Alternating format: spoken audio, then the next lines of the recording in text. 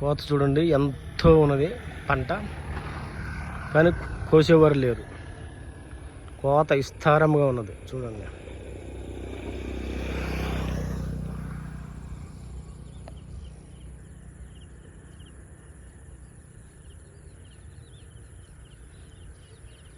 కోత విస్తారంగా ఉన్నది, కోసేవారు తక్కువ మంది ఉన్నారు.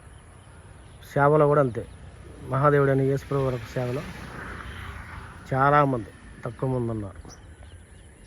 సేవ చేసేవాళ్ళు కావాలి, చాలామంది కావాలి.